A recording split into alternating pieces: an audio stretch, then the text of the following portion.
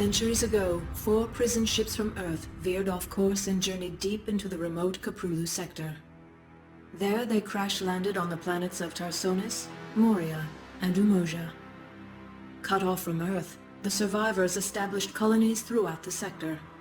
The largest, Tarsonis, was founded by a powerful yet increasingly oppressive government called the Confederacy.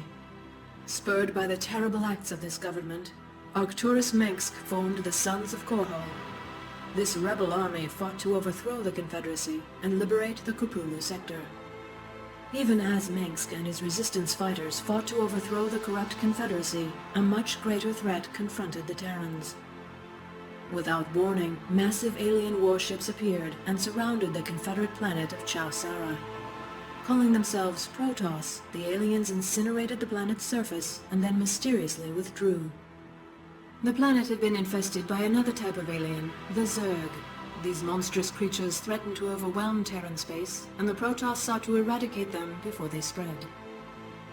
The Zerg had already reached the neighboring planet, Marsara, and Marshal Jim Raynor fought to save the terrified colonists as the Confederate government abandoned them to the alien menace. The Sons of Korhal intervened, saving thousands of lives from the rampaging Zerg and enigmatic Protoss. Disgusted by the Confederacy, Raynor joined the rebels and met Sarah Kerrigan. Kerrigan was a former Confederate ghost operative, and she shared Raynor's desire for a liberated Caprulu sector. They grew close as the battle with the Confederacy escalated.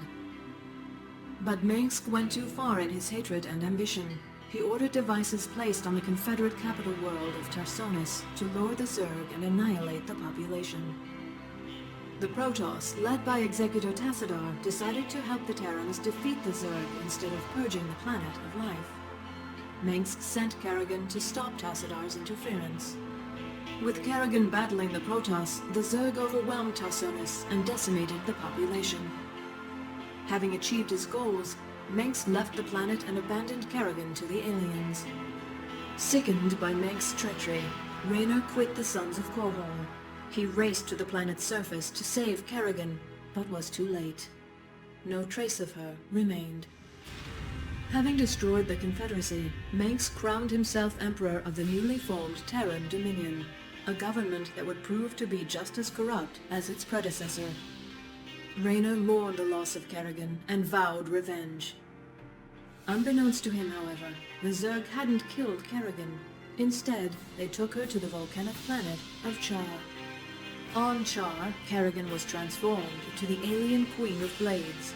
She became a being of immense psionic power, loyal to the Overmind, ruler of the Zerg Swarm. Separate from Tassadar's forces, another Protoss faction emerged from the shadows. Zeratul and his Dark Templar sought to end the Zerg expansion through stealth and the power of the Void. The two Protoss forces joined together against the Swarm, but the Overmind was able to discover their secret homeworld of Ire. The Zerg quickly invaded, and the Overmind embedded itself in the planet's surface. Zeratul taught Tassadar how to combine his powers with those of the Void. Tassadar fused those energies into his ship, and crashed it into the gargantuan Overmind, destroying it utterly. Despite Tassadar's sacrifice, the Protoss on Aya were forced to seek refuge on the Dark Templar homeworld of Shakuras. With the Overmind destroyed, Kerrigan assumed control of the Zerg. Raynor began a resistance movement against the oppressive Dominion. In retaliation, Mengsk deployed his greatest weapon, propaganda, to marginalize Raynor's efforts and paint him as a terrorist. It is now 4 years later. Kerrigan and the Zerg have remained ominously silent. Meanwhile, the Dominion has grown in power and extended its influence throughout the Caprulu sector.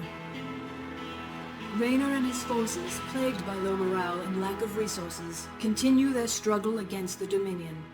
Victory against Mengsk, however, seems more distant than ever.